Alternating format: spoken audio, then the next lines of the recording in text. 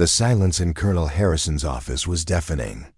Lieutenant Sarah Mitchell stood at attention, her uniform crisp despite the chaos of the past 72 hours. Outside, the Nevada desert stretched endlessly, but inside this classified facility, time had stopped. The colonel's steel-gray eyes bore into her, demanding answers she wasn't sure she could give. When he finally spoke, his voice cut through the tension like a blade. "Lieutenant, you have exactly 60 seconds to explain why half of Area 7 is in lockdown, why 3 of our most classified projects have been compromised, and why your security clearance shows access patterns that should be impossible." Sarah's hand instinctively moved to her left wrist, hidden beneath her sleeve. She knew this moment would come eventually. What she didn't expect was how terrifying it would feel to finally tell the truth. "I'd love to know which corner of the globe you're watching from. And if this story speaks to you, make sure to subscribe. Tomorrow's video is one you absolutely can't miss." 3 months earlier, Lieutenant Sarah Mitchell was just another intelligence analyst at the Groom Lake Research Facility. Her days were filled with decrypting intercepted communications, analyzing satellite imagery, and writing reports that disappeared into the labyrinth of military bureaucracy. She had earned her position through exceptional performance at MIT, followed by distinguished service in cyber warfare operations. At 28, she was the youngest officer ever assigned to Project Nightfall, the facility's most classified research division. Sarah's specialty was pattern recognition, finding connections in seemingly random data that others missed. Colleagues respected her analytical mind, though few knew her personally. She preferred it that way. Growing up in foster care in Detroit had taught her to keep her guard up, to trust carefully, and to rely on herself above all else. The morning, everything changed like any other. Sarah arrived at her secure workstation at 0600 hours, coffee in hand, ready to dive into the overnight intelligence reports. But something was different. Her computer screen displayed an anomaly she had never seen before, a series of encrypted files that appeared to be routing through her terminal without her authorization. The encryption was unlike anything in the military's standard protocols. The patterns were complex, almost organic in their structure, as if they were evolving in real time. Sarah's analytical instincts kicked in immediately. She began tracing the data streams, following digital breadcrumbs through layers of security that should have been impenetrable. What she discovered made her blood run cold. The files contained detailed schematics of experimental aircraft, quantum computing research, and something called Project Mirror, a program so classified that even her cosmic-level clearance didn't grant access. But somehow, these files were flowing through her terminal like water through a broken dam. Sarah's first instinct was to report the security breach immediately. She reached for her secure phone to contact the facility's cybersecurity division. But as her finger hovered over the dial button, something stopped her. A memory surfaced, fragmented and dreamlike, of symbols that matched the encryption patterns on her screen. She had seen these symbols before. The realization hit her like a physical blow. Sarah rolled up her left sleeve, revealing a series of small, precise scars on her wrist. To anyone else, they might look like old burn marks from an accident, but Sarah knew better. Under the right light, at the right angle, the scars formed. A pattern, the same pattern, now flowing across her computer screen. Her hands trembled as she pulled up the facility's medical database and searched her own file. According to the records, she had been treated for severe burns 3 years ago following a training accident at Fort Bragg. The attending physician was listed as Dr. Marcus Webb, and the incident report was signed by Colonel Harrison himself. Sarah had no memory of any training accident. In fact, she couldn't remember anything from a 2-week period 3 years ago, a gap in her memory that she had always attributed to stress and overwork.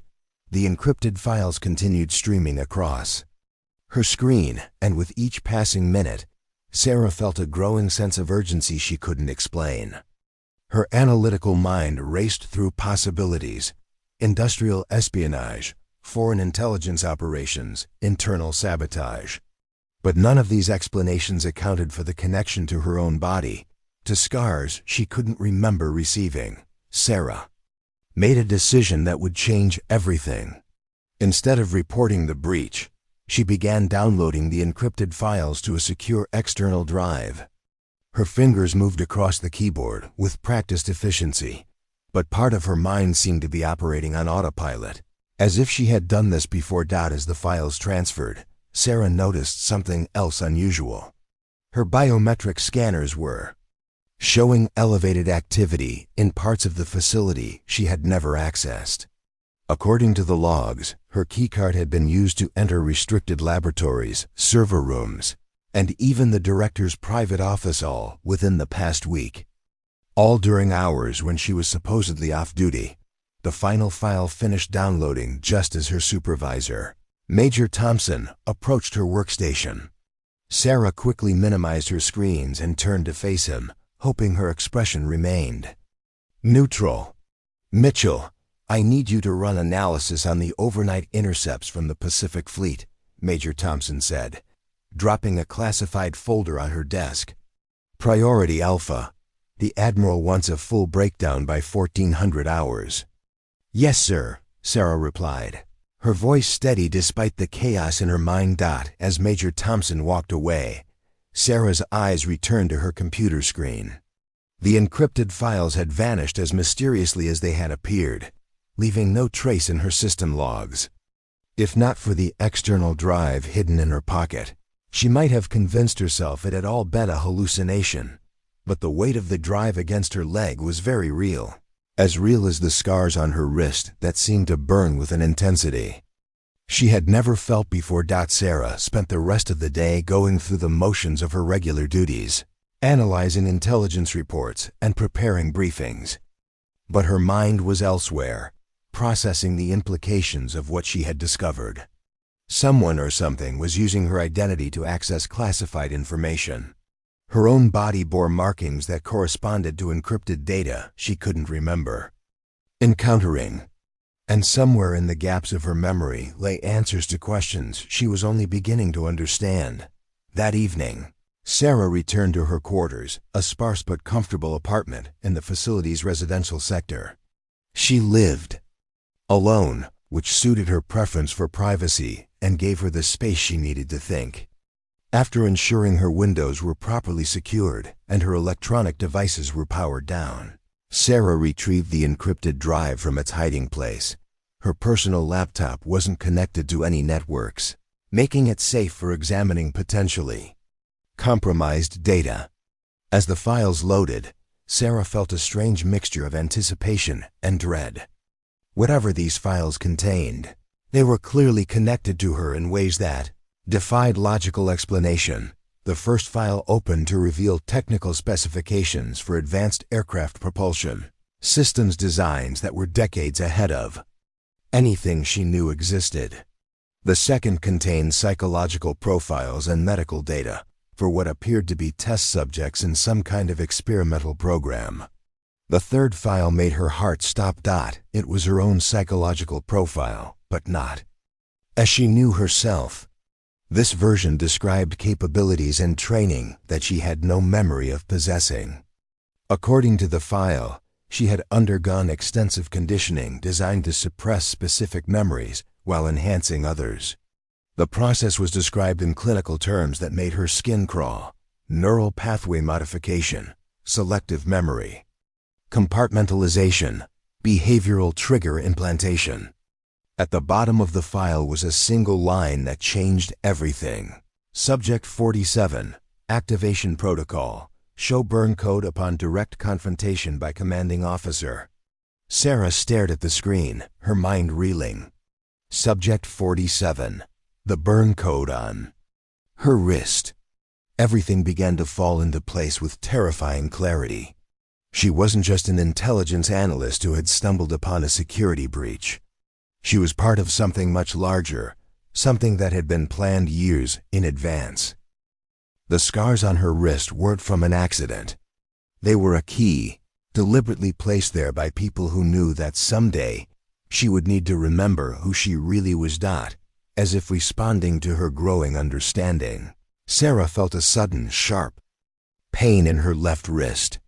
The scars were burning again, more intensely than ever before. And with the pain came something else: memories, flooding back like water through a cracked dam. She remembered the facility where they had taken her. She remembered Dr. Webb's voice, calm and clinical, as he explained what they were going to do to her mind. She remembered volunteering for the program, believing she was serving her country in the most important way possible. And she remembered Colonel Harrison, younger then, watching from behind reinforced glass as they burned the code into her skin. Sarah Mitchell was not just an intelligence analyst. She was a sleeper agent, programmed and positioned 3 years ago for a mission she was only now beginning to understand. The question was, what was she supposed to do next? The memories came in violent waves, each one more disturbing than the last. Sarah found herself gripping the edge of her desk as images flooded her consciousness: sterile white rooms, electrodes attached to her temples, and voices speaking in hushed tones about optimal conditioning parameters. She remembered signing documents she didn't fully understand, motivated by patriotism and the promise that her sacrifice would protect national security. The program was called Operation Sleepwalker, and she had been one of 12 volunteers selected from the military's brightest intelligence officers. The goal was to create deep cover assets who could be activated when traditional methods failed. But something had gone wrong with the program. Sarah's recovered memories were fragmented, but she could piece together enough to understand that the other 11 subjects had been eliminated after what the files euphemistically called psychological instabilities. She was the only survivor, the only one whose mind had successfully adapted to the conditioning without complete breakdown. The burn code on her wrist wasn't just an identifier. It was a complex encryption key that unlocked classified protocols embedded deep within the facility's most secure systems. Her subconscious mind had been programmed to recognize specific trigger conditions, and once activated, she would carry out predetermined missions with mathematical precision. Sarah's hands moved to her personal laptop, and she found herself typing commands she didn't consciously remember learning. Her fingers flew across the keyboard with inhuman speed, accessing backdoors in the facility's network that shouldn't have existed. Within minutes, she had penetrated security layers that had taken her months to understand through conventional means. A lot of love and effort went into bringing this story to life. If you're enjoying it, we'd be so grateful if you'd subscribe to our channel. Now, back to where we left off. The data she uncovered painted a picture that made her question everything. She thought she knew about her assignment at Groom Lake. Project Nightfall wasn't just an intelligence operation, it was a testing ground for psychological warfare techniques that bordered on science fiction. The facility had been conducting experiments in memory manipulation, behavioral programming, and something called consciousness transfer for nearly a decade. More disturbing still were the records of recent activities. Someone had been using her activated protocols to steal classified research and sell it to foreign intelligence services. The profits were being funneled through a network of shell companies that traced back to a consortium of defense contractors who had lost billions when their projects were canceled in favor of the military's internal research programs. Sarah realized she was looking at the largest intelligence breach in American history, and she was both the weapon and the unwitting accomplice. Her secure phone buzzed with an encrypted message from an unknown sender. Package delivered. Phase 2 initiates at 0300 hours. Remember your oath, Subject 47. The message triggered another cascade of memories. Sarah saw herself in this very room, typing commands while her conscious mind slept. She had been accessing classified files, copying research data, and transmitting everything to coordinates that led to a private server farm in Eastern Europe. The operation had been running for weeks, with her programmed subconscious taking control during specific time windows. But now her full consciousness was awake, and for the first time since her conditioning, Sarah Mitchell was in complete control of her own mind. The realization was both liberating and terrifying. She could feel the programmed compulsions trying to reassert themselves, like whispers at the edge of her thoughts, but she could resist them now that she understood their nature. Sarah made a decision that would have been impossible for her programmed persona. Instead of following the predetermined protocols, she began documenting everything she had discovered. If she was going to be caught, and she knew it was inevitable, she would ensure that the truth survived, even if she didn't single quotes working quickly. She compiled a comprehensive report detailing Operation Sleepwalker, the intelligence theft operation, and the names of everyone involved in the conspiracy. The evidence was damning, linking high-ranking military officials, defense contractors, and foreign intelligence services in a web of corruption that reached the highest levels of government. As she worked, Sarah became aware of increased activity in the corridors outside her quarters. Security patrols were moving with unusual frequency, and she could hear the distant sound of helicopters arriving at the facility's main landing pad. They knew she had been activated outside of her program parameters, and they were moving. To contain the situation, Sarah encrypted her compiled report using military-grade algorithms and prepared multiple copies for distribution through different channels. If something happened to her, the information would still reach the appropriate authorities. She had learned enough about the conspiracy to know that Colonel Harrison wasn't the mastermind, he was just another pawn, albeit one with enough authority to be dangerous. The real architects of the operation were a group of former military officials who had formed a private intelligence corporation after leaving government service.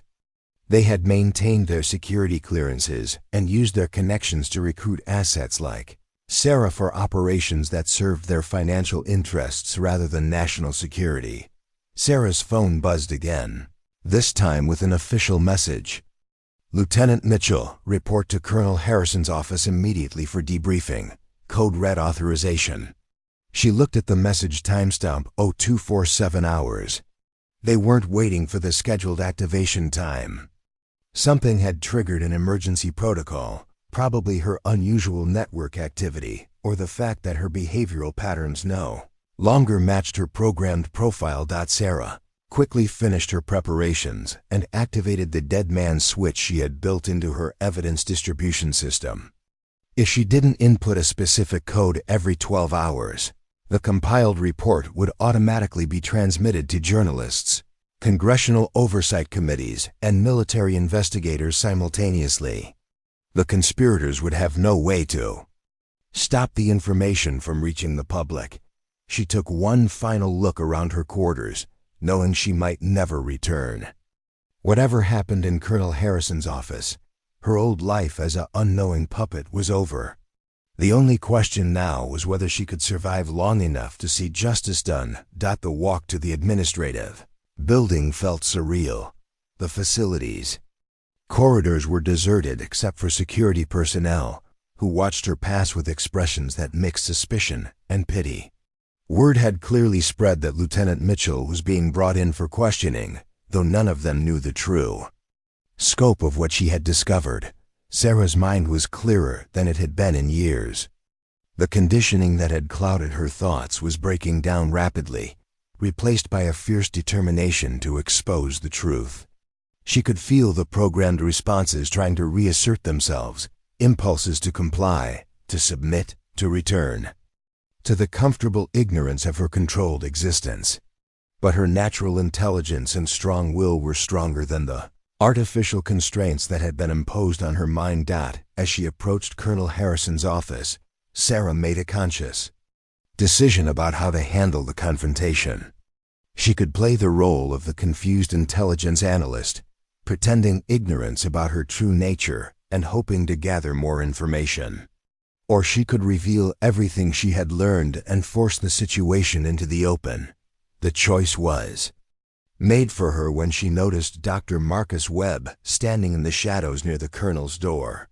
He was holding a small device that Sarah's recovered memories identified as a neural control unit, a piece of technology designed to override her conscious mind and restore her programmed state. Dr. Webb smiled when he saw her recognition. "Hello, Sarah. I'm so glad you remember me now. This will be much easier if you don't resist the process." Sarah's hand moved instinctively to her wrist, where the burn code seemed to pulse with its own energy. She had reached the moment of truth, the confrontation that her unknown programmers had anticipated years ago when they carved those symbols into her skin. "I remember everything, Doctor," Sarah said quietly. "And I think it's time Colonel Harrison learned the truth about what you've been doing in his facility."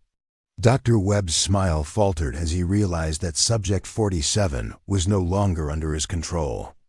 The neural control unit in his hand suddenly seemed inadequate against an opponent who had broken free of her psychological chains. Sarah pushed open the door to Colonel Harrison's office, ready to face whatever consequences awaited her. The burn code on her wrist would tell the story her conscious mind had been forced to forget, and for the first time in 3 years, she was prepared to remember everything. Colonel Harrison looked up from his desk as Sarah entered, his weathered face betraying no emotion. Behind her, Dr. Webb followed closely, the neural control device still clutched in his hand like a lifeline. The office was spartanly decorated, military commendations on the walls, a single photo of Harrison's late wife on his desk, and filing cabinets that Sarah now knew contained secrets worth killing for. "Lieutenant Mitchell," Harrison said slowly, gesturing to the chair across from his desk. "Please, sit down." Sarah remained standing, her eyes moving between the colonel and the doctor. "I prefer to stand, sir. I think better on my feet these days."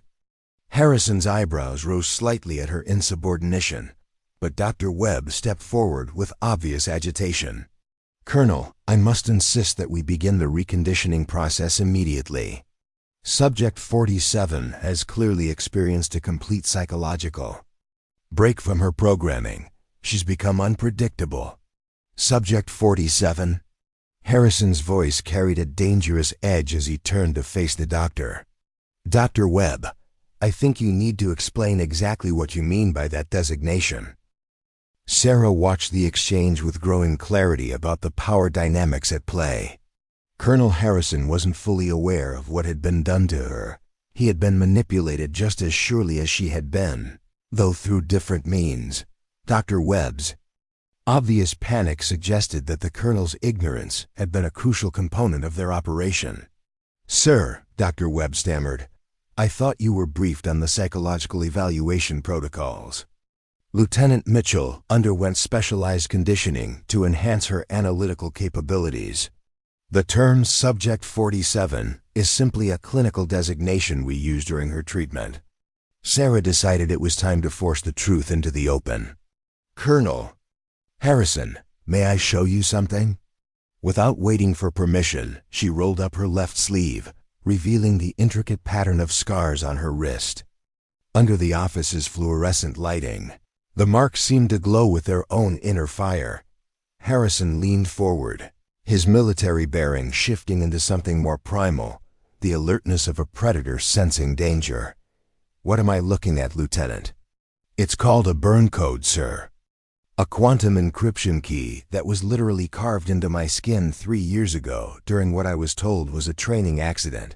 But I remember now. I remember volunteering for Operation Sleepwalker.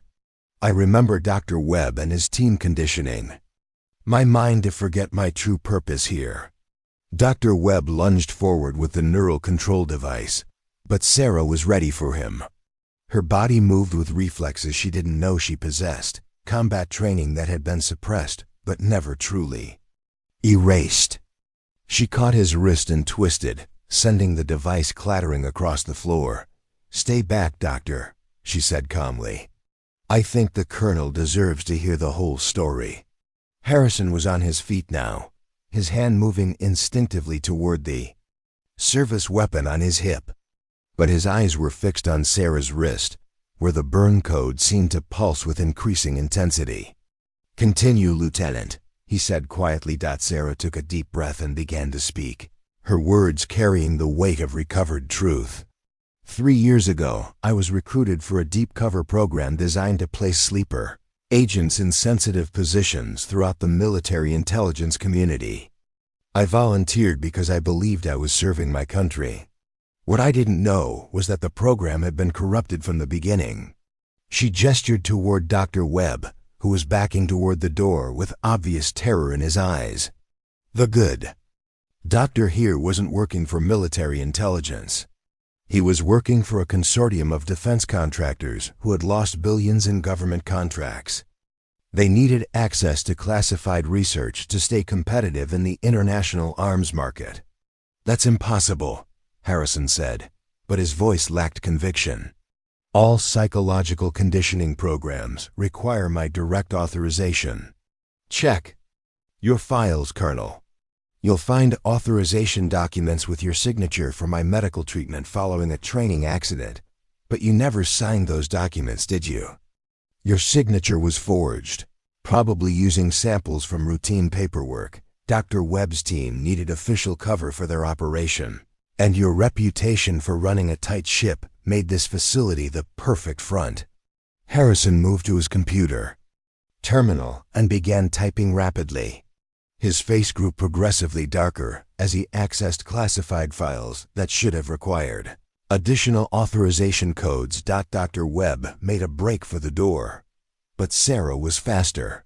She intercepted him before he could reach the handle, her movements displaying the enhanced reflexes that had been part of her conditioning. "You're not going anywhere, Doctor. The Colonel needs to understand exactly what you've done to his facility." Harrison looked up from his computer screen, his expression a mixture of rage and disbelief. "Jesus Christ.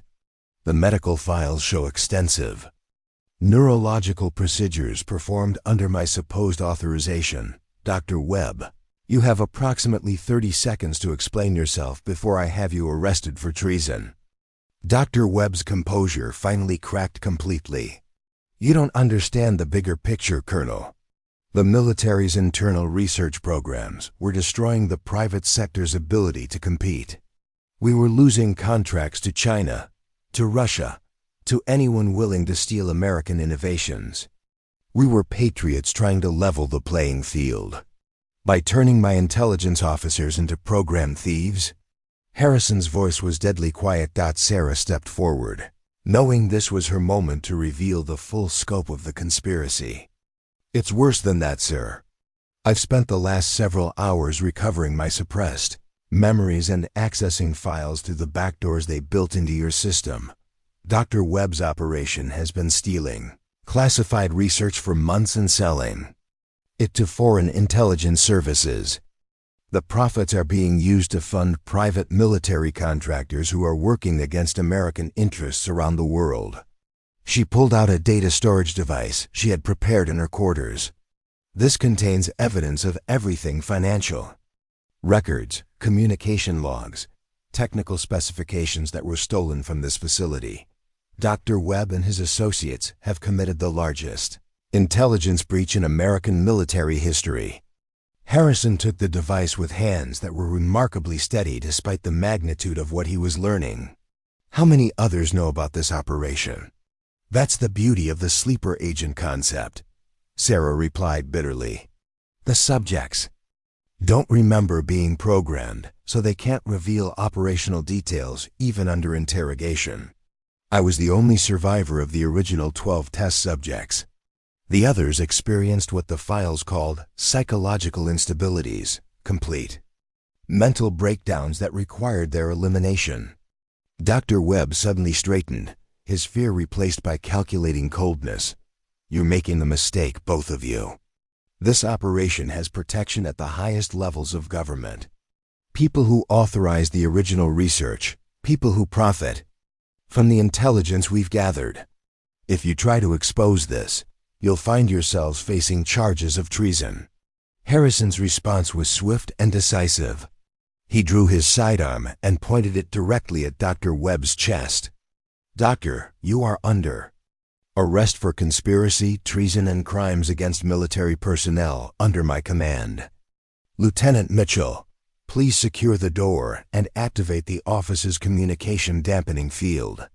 Sarah moved to comply, but as she reached for the security controls, her vision suddenly blurred.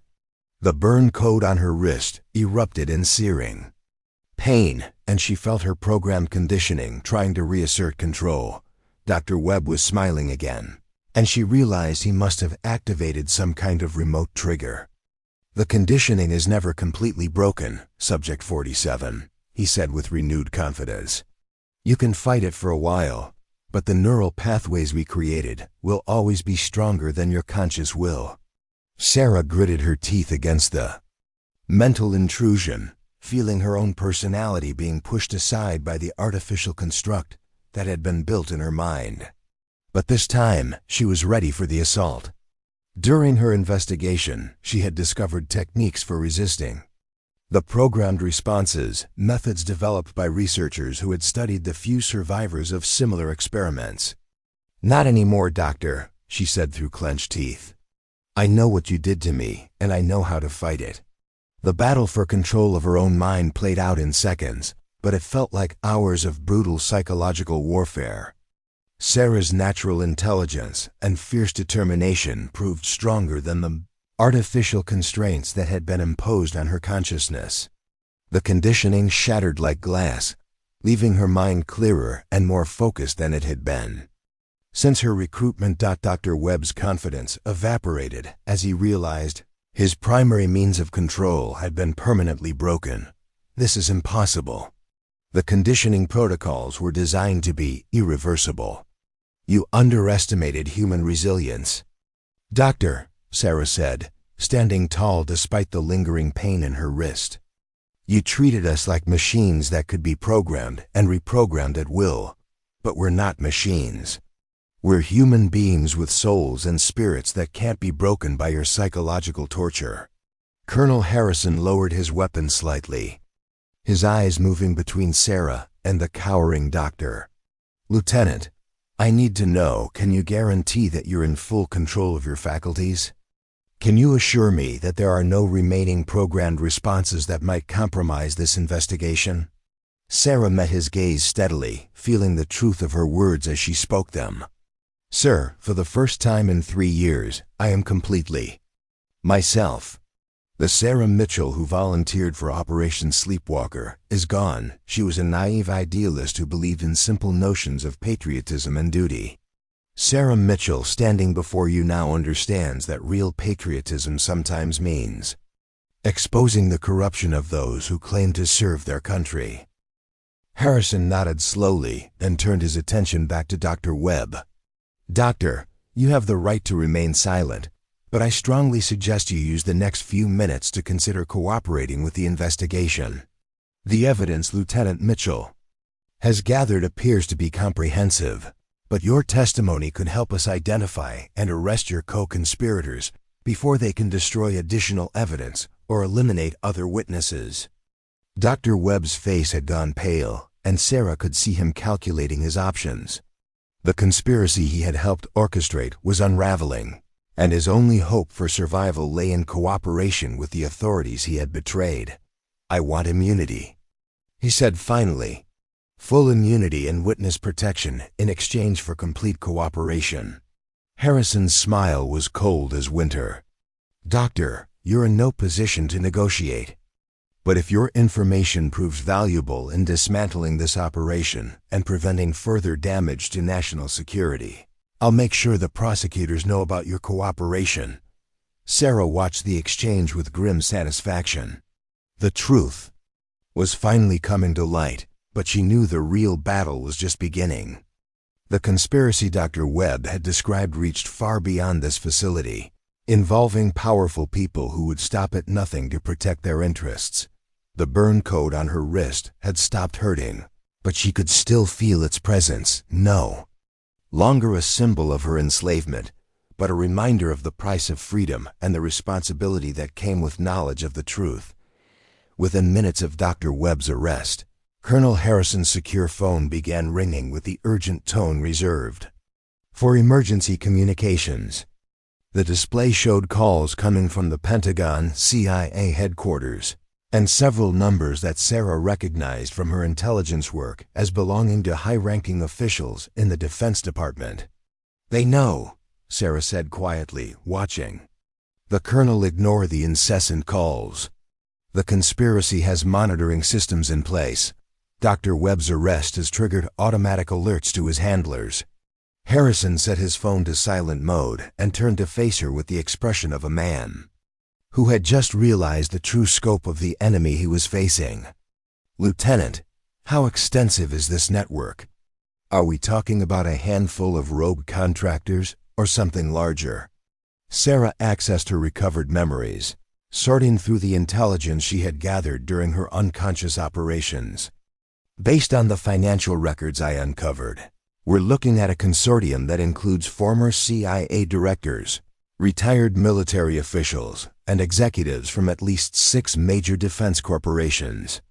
They've been operating for over a decade, using sleeper agents like me to steal technology and sell it to the highest bidder." Dr. Webb, now handcuffed to a chair, looked up with desperate eyes. "You have no idea what you're interfering with. This operation generates billions in revenue that gets funneled back into American defense research through unofficial channels. We're not traitors, we're entrepreneurs ensuring that America stays ahead in the global arms race. By selling our secrets to foreign powers." Harrison's voice carried disgust that seemed to physically wound the doctor. "By ensuring that American companies can compete with state-sponsored research programs in China and Russia," Dr. Webb shot back. "The government's procurement process is too slow, too bureaucratic. Private industry needed access to cutting-edge research to maintain technological superiority." Sarah shook her head in disbelief. "You're talking about treason as if it were a business strategy. How many American soldiers died because enemies had access to our classified technology?"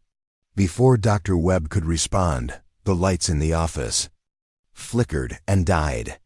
Emergency power kicked in seconds later, bathing the room in red light that made everything look like a scene from a nightmare. Harrison immediately moved to his secure terminal, his fingers flying across the keyboard. "The facility is under lockdown," he announced grimly. "Someone with high-level access codes has initiated emergency protocols.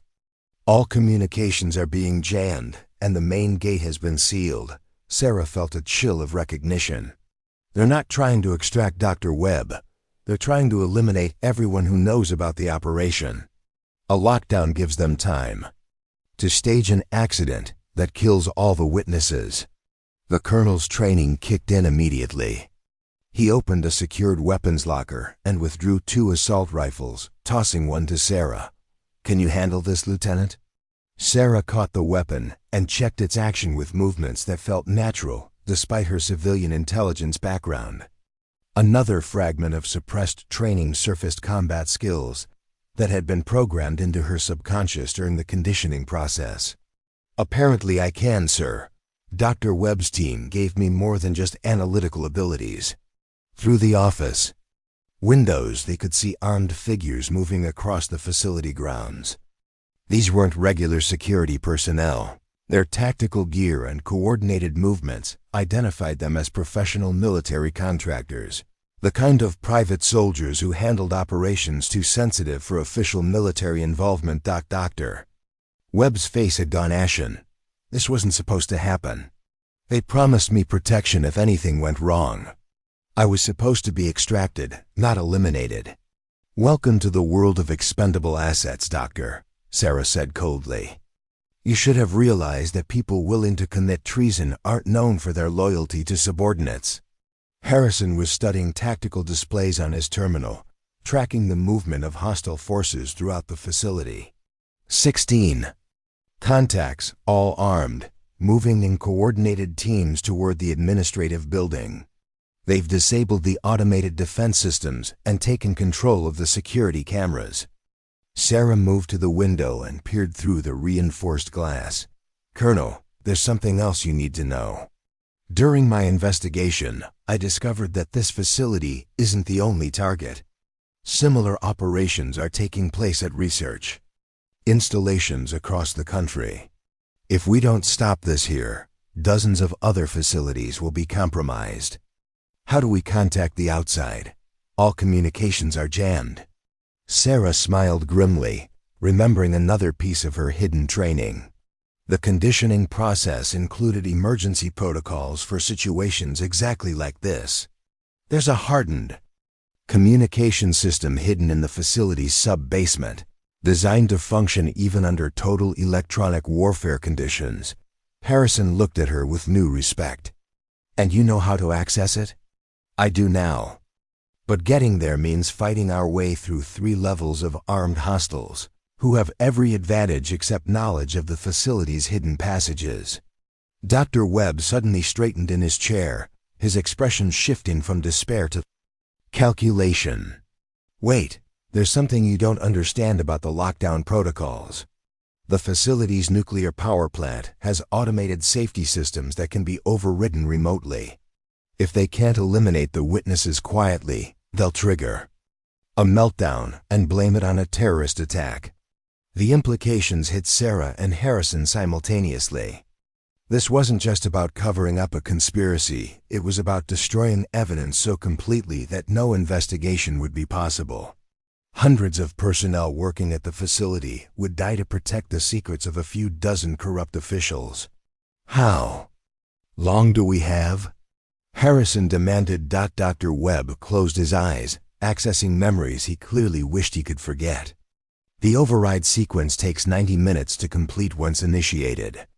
After that, the reactor's safety systems will fail catastrophically. Sarah checked her watch. If they started the sequence when the lockdown began, we have less than 70 minutes to reach the emergency communication system and alert the outside world.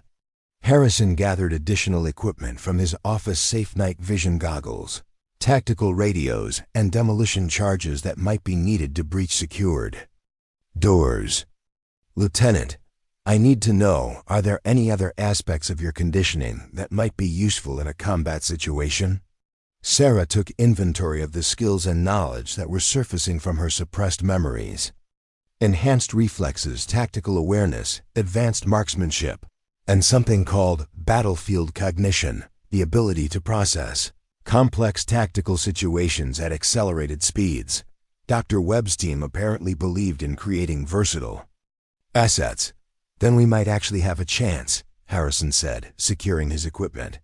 The emergency communication system can reach NORAD, the Pentagon, and the White House simultaneously. If we can transmit the evidence you've gathered, it won't matter what happens to us. The conspiracy will be exposed. They moved toward the office door, but Sarah held up a hand for silence. Through the reinforced walls, she could hear the sound of tactical teams moving through the corridors outside. The assault on the administrative building had begun. Dr. Webb's voice was barely a whisper. There's something else. The teams hunting you aren't just contractors. Some of them are active military personnel who believe they're participating in Andrew Fund, a legitimate counterintelligence operation. They think you're foreign spies who have infiltrated the facility. Harrison's jaw tightened. So we're fighting American soldiers who think they're protecting their country by killing us. The conspiracy needed plausible deniability, Sarah said, understanding the diabolical nature of the plan. If any of the assault team members survive, they'll testify that they were ordered to eliminate dangerous foreign agents. The official story will paint us as traitors who died trying to steal American secrets. The sound of explosives echoed through the building as the assault teams began breaching secured doors. They had minutes before the office would be overrun. Harrison made a command decision. We take Dr. Webb with us. His testimony will be crucial if we survive, and leaving him here means he becomes another piece of evidence that gets destroyed. Sarah nodded, though she harbored doubts about the doctor's reliability under pressure. The route to the sub-basement involves passing through the facility's main laboratory complex. That's where most of the classified research is conducted, and it's likely to be heavily defended. Then we'll have to fight our way through, Harrison said simply. The alternative is allowing a conspiracy that reaches the highest levels of government to continue operating with impunity. As they prepared to leave the office, Sarah felt the burn code on her wrist pulse with renewed intensity.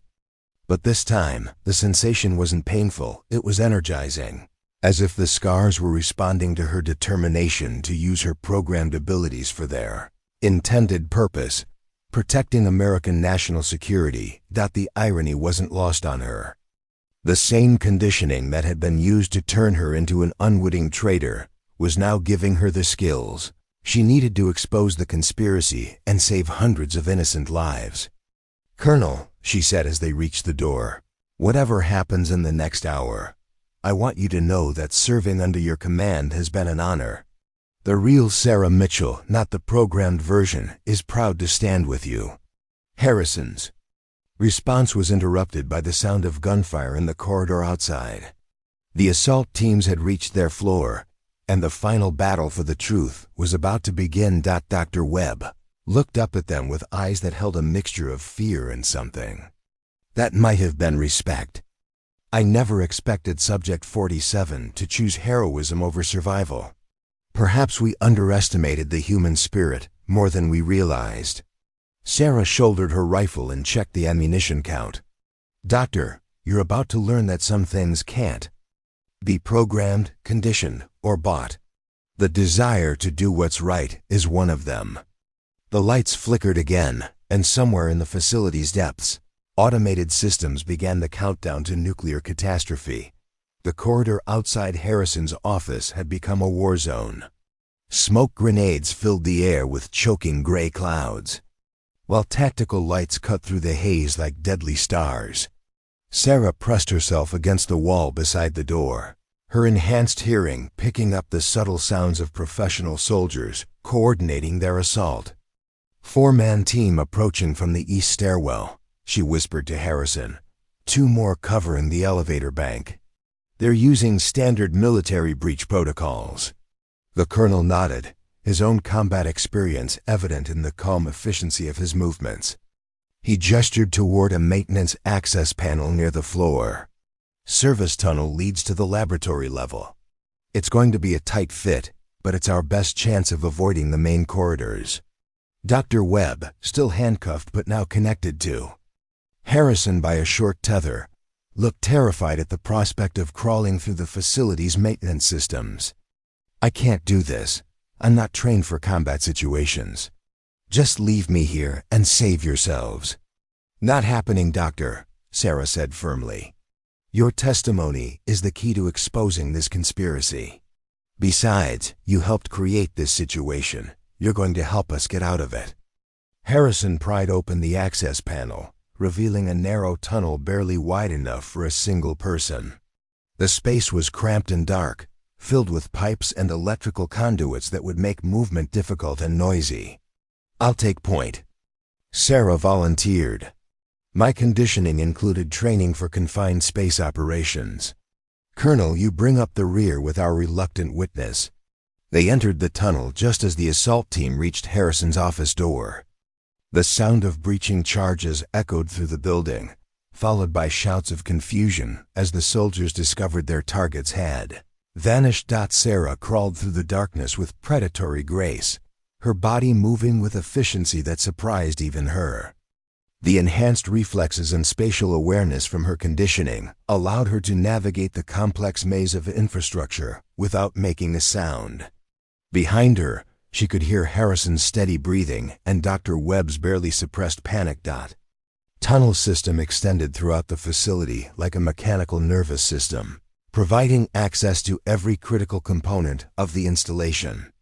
Sarah's recovered memories included detailed knowledge of these passages, information that had been programmed into her mind for emergency situations exactly like this one. After 20 minutes of careful movement, they reached a junction where multiple tunnels converged. Sarah paused, listening for sounds of pursuit, but the assault teams had apparently not yet discovered their escape route. "We're directly above the main laboratory complex," she whispered back to Harrison. "From here, we can access the sub-basement. Through the isotope storage area. But there's a problem. What kind of problem? Harrison's voice was barely audible. The laboratory level has motion sensors that aren't affected by the facility lockdown. If we trigger them, every security system in the building will know our exact location. Dr. Webb's voice cracked with strain. There's an override code for the motion sensors. It's part of the emergency protocols I helped design. But using it will alert the assault teams to our position within seconds. Sarah considered their options. The isotope storage area would provide the fastest route to the emergency communication system, but it would also expose them to the heaviest concentration of hostile forces. The alternative routes would take too long, and they were already racing against the nuclear meltdown countdown.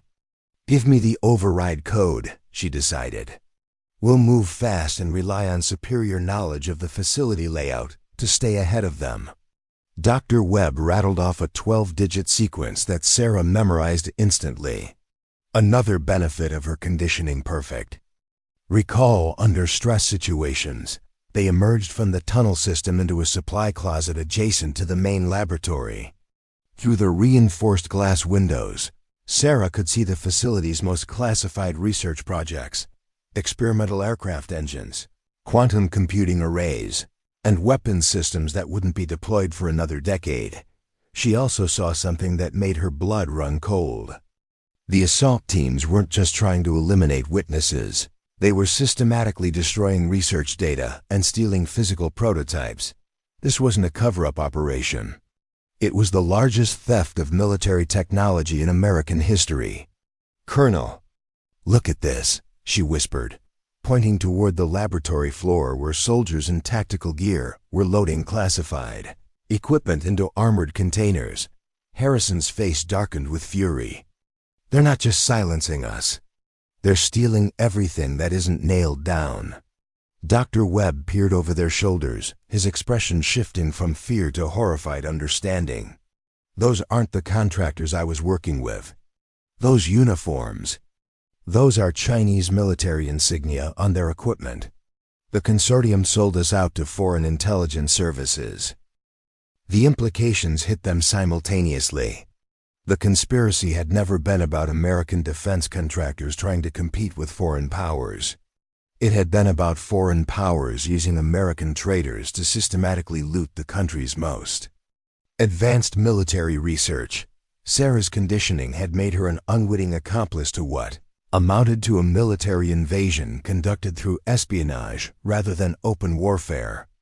The burn code on her wrist represented not just her personal enslavement, but her country's betrayal by its own citizens. "We have to stop them," she said, her voice carrying a determination that surprised even her. "This isn't just about exposing corruption anymore. This is about preventing a national security catastrophe." Harrison checked his rifle and prepared to enter the laboratory complex. "The communication system is still our primary objective. If we can alert the outside world, military response teams can deal with the theft operation." They moved into the laboratory using the motion sensor override code Dr. Webb had provided. Immediately, alarms began sounding throughout the facility, and Sarah could hear the assault teams redirecting toward their position. The laboratory complex was a maze of advanced research stations, each one containing technology worth millions of dollars. Sarah's enhanced tactical awareness allowed her to plot the most efficient route through the maze while avoiding direct confrontation with the theft teams. But as they approached the entrance to the sub-basement, a new threat emerged. The facility's automated defense systems, which had been disabled by the assault teams, suddenly reactivated. Laser targeting systems tracked their movements while mechanical barriers descended from the ceiling. "Someone's overriding the override," Harrison observed grimly. "We're being herded into a trap." Sarah's conditioning kicked in with a surge of analytical clarity. The defense systems weren't trying to kill them. They were being directed to force them into specific corridors where ambushes waited. The conspiracy had anticipated their escape route and prepared accordingly. "There's another way," she announced, surprising herself with knowledge she didn't know she possessed. The facility has a secondary communication array in the reactor. Control room. It's hardened against electromagnetic interference and has independent power systems. Dr. Webb's face went pale. That's where the meltdown countdown is being controlled from. The radiation levels will be lethal within minutes of entering that area. Not if we can reverse the meltdown sequence, Sarah replied. My conditioning includes knowledge of the facility's nuclear systems. I can shut down the countdown and use the communication array simultaneously. Harrison looked at her with a mixture of admiration and concern. Lieutenant, that's a suicide mission. Even if you can stop the meltdown, the radiation exposure will kill you.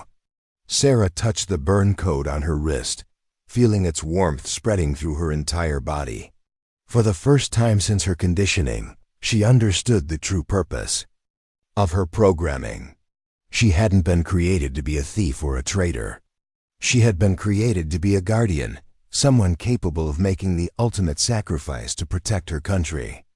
Colonel, someone has to survive to tell this story. Dr. Webb knows the conspiracy structure, and you have the authority to ensure justice is done. I'm the only one with the technical knowledge to stop the meltdown. Before Harrison could object, the laboratory's main entrance exploded inward. The assault teams had found them, and gunfire erupted throughout the complex. Sarah moved with inhuman speed, her combat training taking over as she returned fire while directing her companions toward the reactor-level access. Go, she shouted over the sound of automatic weapons. I'll hold them off and meet you at the reactor control room. Harrison grabbed Dr. Webb and began moving toward the sub-basement, but he paused at the stairwell entrance. Lieutenant, that's an order. Stay alive. Your country needs heroes, not martyrs. Sarah smiled as she reloaded her rifle, feeling more like herself than she had in 3 years. With respect, sir, sometimes being a hero means being willing to become a martyr. The sound of her gunfire echoed through the laboratory as Harrison and Dr. Webb disappeared into the depths of the facility. Sarah was alone now, facing overwhelming odds with nothing but her programmed skills and her determination to prevent a national catastrophe. But as she fought her way through the complex, Sarah realized she wasn't really alone. Every American soldier who had ever served with honor was with her in spirit. Every intelligence officer who had sacrificed their life for their country's security was guiding her actions. The burn code on her wrist pulsed with increasing intensity, and Sarah understood that it had never been a symbol of her enslavement.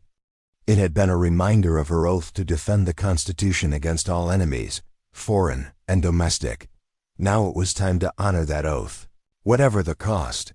The reactor control room hummed with deadly energy as Colonel Harrison and Dr. Webb descended into the facility's most dangerous sector. Radiation warning lights bathed everything in pulsing amber, while automated systems announced contamination levels that would have sent any rational person fleeing in the opposite direction. Harrison checked the dosimeter. Clipped to his vest, they were already approaching dangerous exposure levels, and they hadn't even reached the main control console yet. Through the reinforced observation windows, he could see the reactor core glowing with an intensity that suggested the meltdown sequence was well advanced. How much time do we have? He asked Dr. Webb, who was studying readouts on a portable scanner with trembling hands. Based on these radiation signatures, maybe 20 minutes before the containment systems fail catastrophically, the doctor replied. But that's assuming the countdown proceeds normally. If someone accelerates the sequence remotely. His words were cut off by a new voice echoing through the control room's intercom system. The speaker was a woman with a slight accent that Harrison recognized as Eastern European, probably Russian or Ukrainian. Colonel Harrison, Dr. Webb, you have fought admirably, but this charade has gone on long enough. My name is Director Natasha Volkov, and I represent certain interests that have invested considerable resources in acquiring American military technology. Harrison moved to the communication panel, keying the microphone with controlled fury. Director Volkov, you're conducting an active war against the United States. Stand down your forces immediately and prepare to surrender to military authority. Volkov's laughter was cold and calculating. Colonel, you misunderstand the situation entirely. We are not invading your country. We are simply collecting payment for services rendered. Dr. Webb and his colleagues have been our employees for over 5 years. Every piece of technology we are acquiring was purchased through legitimate business arrangements. Dr. Webb's face crumbled as the true scope of his betrayal became clear. She's lying. We thought we were working with American defense contractors, trying to stay competitive. We never knowingly sold secrets to foreign powers. Intentions are irrelevant, Doctor, Volkov's voice continued. Results are what matter. And the results have been extraordinarily profitable for all parties involved. Well, for most parties. Some assets have unfortunately become expendable. Harrison realized they were listening to the voice of the conspiracy's true architect. The corrupt American officials, the defense contractors, even the Chinese military forces they had observed, all of them were pawns in a larger game orchestrated by foreign intelligence services. What do you want, Director? Harrison asked, stalling for time while he studied the reactor control systems. Simply put, we want you to stop interfering with our operation. The nuclear incident was always intended as a cover story for the technology transfer.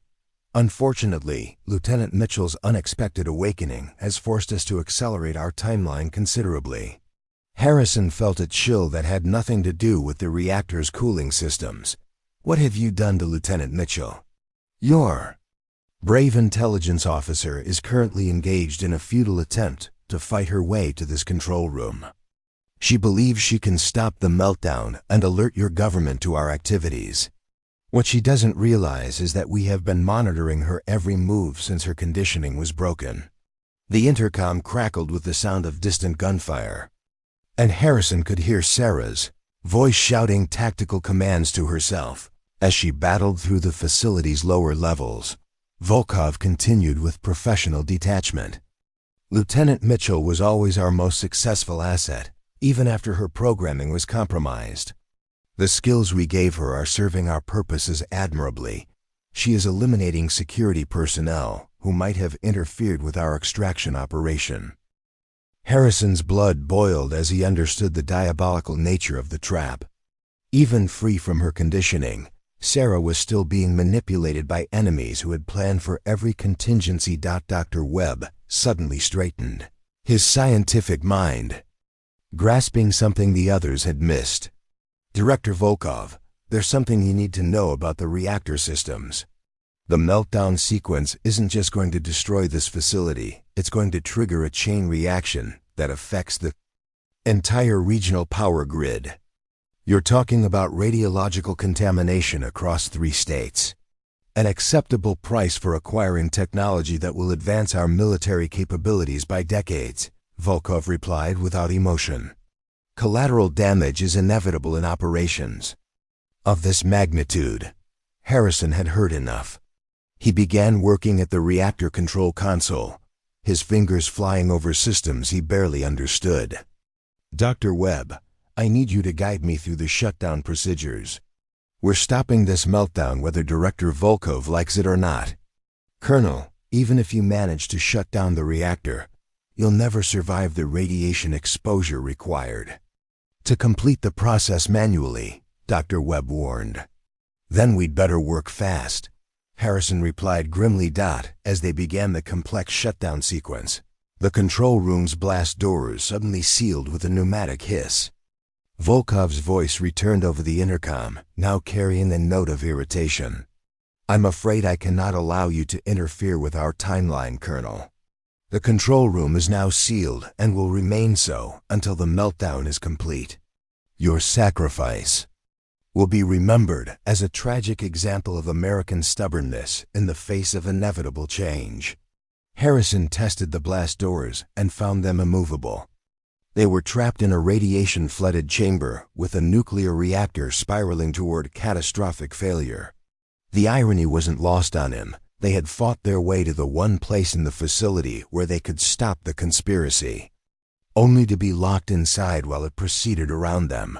But Harrison had spent 30 years in the military, and he hadn't survived multiple combat deployments by giving up when the situation looked hopeless. He returned to the control console with renewed determination. "Dr. Webb, forget about safe radiation exposure levels.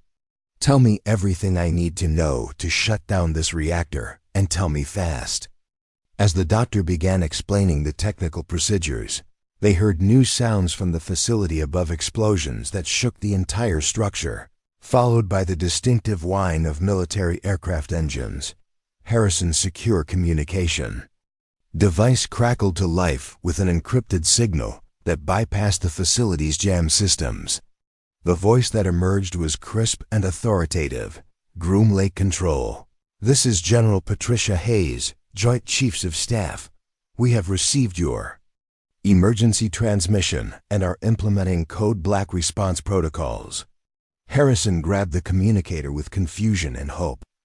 "General Hayes, this is Colonel Harrison. How did you receive an emergency transmission? Our communications have been jammed for over an hour." "Colonel, Lieutenant Sarah Mitchell somehow managed to transmit a comprehensive intelligence package to NORAD 30 minutes ago. Her report included evidence of foreign infiltration, technology theft, and nuclear sabotage. We have Air Force Special Operations teams inbound to your location." Harrison looked at Dr. Webb with amazement. Somehow, despite being trapped in combat throughout the facility, Sarah had managed to complete her mission. The evidence she had compiled was already in the hands of military leadership. "General, be advised that hostile forces are attempting to trigger a nuclear meltdown to cover their escape. The reactor is currently in emergency shutdown mode, but manual intervention may be required to prevent catastrophic failure." "Understood, Colonel. Hazmat teams are standing by, and we have nuclear engineers inbound. Hold your position and maintain control of the reactor systems until help arrives." Dr. Webb was staring at the reactor readouts with growing alarm. "Colonel, the automatic shutdown sequence is failing. Someone is overriding the safety systems remotely. We have less than 10 minutes before containment failure." Harrison realized that Director Volkov was still controlling the situation from whatever command center she was operating. Even with military forces converging on the facility, she was determined to complete her plan. "Dr. Webb, can the reactor be shut down manually?" "Yes, but it requires someone to enter the reactor chamber itself and physically disconnect the control rods. The radiation exposure would be instantly fatal." Harrison looked at the sealed blast doors, then at the reactor chamber access hatch. Someone would have to make the ultimate sacrifice to save thousands of innocent lives in the surrounding area before he could volunteer for the suicide mission. They heard new sounds from the ventilation system above. Metal scraping against metal, followed by a familiar voice calling down to them. "Colonel, Dr. Webb, stand clear of the access hatch." Sarah Mitchell dropped into the control room through an emergency maintenance shaft, her uniform torn and bloody, but her eyes blazing with determination. She moved with the fluid grace of someone operating at the peak of human capability. "Lieutenant, how did you?" Harrison began. "The facility's maintenance systems connect everything, including this room." Sarah interrupted, moving directly to the reactor controls. "I've been monitoring your communications through the building's internal network. General Hayes filled me in on the military response." She began working at the control console with inhuman speed, her conditioned knowledge of the facility's systems allowing her to understand the reactor's status instantly. "The shutdown can be completed remotely," she announced, "but someone needs to maintain manual control for approximately 8 minutes while the system cycles through emergency protocols. The radiation exposure in the control chamber will be lethal, but the person doesn't need to survive for the shutdown to succeed." Harrison stepped forward immediately. "That's my responsibility, Lieutenant. I'm the commanding officer." Sarah turned to face him, and for a moment, her expression carried all the warmth and determination of the woman she had been before her conditioning, combined with the skills and knowledge she had gained through her ordeal. "Sir, with respect, you're needed to testify about the conspiracy and ensure that justice is served. Dr. Webb knows the financial networks that funded this operation. I'm the only one here who's expendable." "Like hell you are, Lieutenant," Harrison replied firmly. Sarah smiled, touching the burn coat on her wrist one final time. "Colonel, I've spent 3 years as an unwitting traitor to my country. This is my chance to balance the scales." Before anyone could stop her, Sarah activated the manual reactor shutdown sequence and entered the radiation chamber. Through the reinforced glass, they could see her working at the emergency controls as deadly energy flooded the space around her. Her voice came through the intercom with calm professionalism. "Reactor shutdown initiated. Manual control established. General Hayes, this is Lieutenant Mitchell reporting mission status. The conspiracy has been exposed. The technology theft has been prevented, and the nuclear threat is being neutralized." Harrison pressed against the glass, watching helplessly as Sarah completed her final mission. The burn coat on her wrist was glowing now, not with pain but with something that looked almost like peace. "Lieutenant, you did it," he said into the intercom. "The reactor is stabilizing." Sarah looked up at him through the glass, her face serene. "Despite the impossible circumstances, tell my story, Colonel. Make sure people know that sometimes redemption comes at the highest price, but it's always worth paying." The reactor chamber filled with blinding light as the shutdown sequence completed successfully, and Lieutenant Sarah Mitchell disappeared into history as both a victim and a hero of the most complex conspiracy in American military intelligence. 6 months after the events at Groom Lake, Colonel Harrison stood in the witness stand of a congressional hearing room filled with cameras, reporters, and some of the most powerful people in Washington. The ornate chamber buzzed with tension as representatives from both parties prepared to question him about what the media had dubbed the Sleepwalker Conspiracy. The hearing was the culmination of the largest counterintelligence investigation in American history. Sarah Mitchell's final transmission had contained not just evidence of the technology theft operation, but detailed financial records, communication intercepts, and personnel files that had unraveled a network spanning 3 continents and involving dozens of high-ranking officials. Chairman of the Intelligence Committee, Representative Maria Santos, leaned forward at her microphone. "Colonel Harrison, in your professional opinion, how close did this conspiracy come to succeeding in its ultimate objectives?" Harrison adjusted his uniform, the weight of his testimony carrying implications that would reshape American intelligence operations for decades. "Congresswoman, if Lieutenant Mitchell had not broken free from her conditioning and exposed the operation, we would have lost approximately $40 billion worth of classified research and development. More critically, foreign intelligence services would have gained access to our most advanced military technologies, including quantum encryption systems and next-generation aircraft designs." The committee members exchanged grave looks. The scope of the conspiracy had shocked even seasoned intelligence professionals. Dr. Webb's testimony over the previous weeks had revealed that Operation Sleepwalker was just one component of a larger program that had placed compromised assets throughout the American defense establishment. "Colonel," continued Representative Santos, "please tell the committee about Lieutenant Mitchell's role in preventing this catastrophe." Harrison's voice carried deep respect as he spoke. "Lieutenant Sarah Mitchell represents the finest qualities of American military service. Despite being subjected to psychological conditioning that stripped her of her memories and free will, she found the strength to resist her programming and expose the truth. Her sacrifice prevented not only a massive intelligence breach, but also a nuclear incident that could have killed thousands of civilians. In the gallery, several people wiped away tears.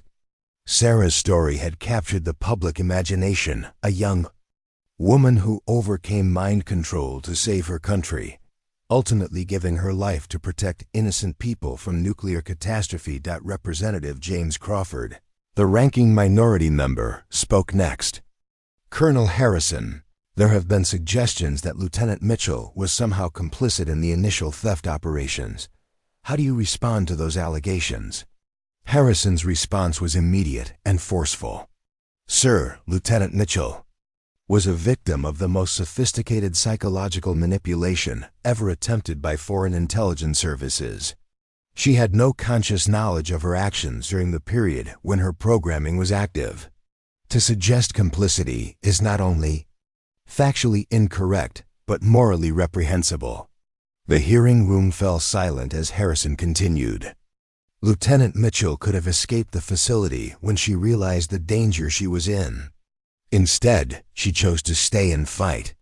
She could have allowed the reactor meltdown to proceed rather than risk her life in the radiation chamber. Instead, she chose to sacrifice herself for the greater good. These are not the actions of a complicit individual. They are the actions of an American hero. Dr. Webb, who had been granted immunity in exchange for his cooperation, sat in the witness gallery under heavy security. His testimony had been crucial in identifying the conspiracy's financial networks and international connections. Despite his role in the original operation, even he had been moved by Harrison's account of Sarah's final moments. The investigation had revealed that Director Natasha Volkov was actually a cover identity for a joint operation between Russian SVR and Chinese MSS intelligence services. The conspiracy had been years in the making, using American traders as unwitting facilitators for the largest technology transfer in espionage history. Most of the corrupt officials had been arrested, including 2 former CIA directors, several retired military officers, and executives from major defense corporations. The trials were expected to continue for years, but the conspiracy itself had been completely dismantled. Representative Santos consulted her notes before asking her final question. Colonel Harrison, what lesson should America take from this tragedy? Harrison stood straighter, his military bearing evident as he addressed not just the committee, but the entire nation watching the televised hearings. The primary lesson is that freedom and democracy require constant vigilance. The enemies of America have evolved beyond traditional military threats. They now use psychological warfare, financial corruption, and technological manipulation to achieve what they cannot accomplish through direct confrontation. He paused, thinking of Sarah's sacrifice and the burn code that had ultimately led to the conspiracy's exposure. But the most important lesson is that the human spirit cannot be permanently enslaved. Lieutenant Mitchell proved that courage, integrity, and love of country are stronger than any form of conditioning or coercion. Even when her memories were stolen and her will was suppressed, something essential remained: her commitment to doing what was right. The committee chairman gavelled the session to a close, but Harrison remained at the witness table for several minutes, answering additional questions from representatives who wanted to understand the full scope of the conspiracy. Later that evening, Harrison drove to Arlington National Cemetery, where a simple white headstone marked Lieutenant Sarah Mitchell's grave. Despite the classified nature of her final mission, the military had granted her full honors, recognizing her as a hero who had died in service to her country. The headstone bore a simple inscription: Lieutenant Sarah Mitchell, Military Intelligence. She chose freedom. Harrison placed a small American flag beside the grave and stood in silence for several minutes. The burn code that had once marked Sarah as a victim of psychological warfare had ultimately become the key that unlocked one of the most important counterintelligence victories in American history. As he prepared to leave, Harrison noticed another visitor approaching the grave. She was a young woman in civilian clothes, carrying a single red rose. "Excuse me," she said quietly. "Are you Colonel Harrison?" "Yes, I am," My name is Jennifer Torres. I'm a graduate student at Georgetown, writing my thesis on psychological warfare and mind control techniques. I've been following the Sleepwalker investigation, and I wanted to thank you for telling Lieutenant Mitchell's story truthfully. Harrison nodded, studying the young woman's earnest expression. It's important that people understand what she went through and what she accomplished. Jennifer placed her rose beside Harrison's flag. I've read the declassified portions of her file. What she overcame. The conditioning, the memory suppression, the way she fought back against her programming. It gives me hope that human dignity can survive even the worst forms of psychological abuse. That's exactly the lesson she would have wanted people to learn. Harrison replied. As they stood together in the gathering darkness, Harrison reflected on the changes that had occurred since Sarah's sacrifice.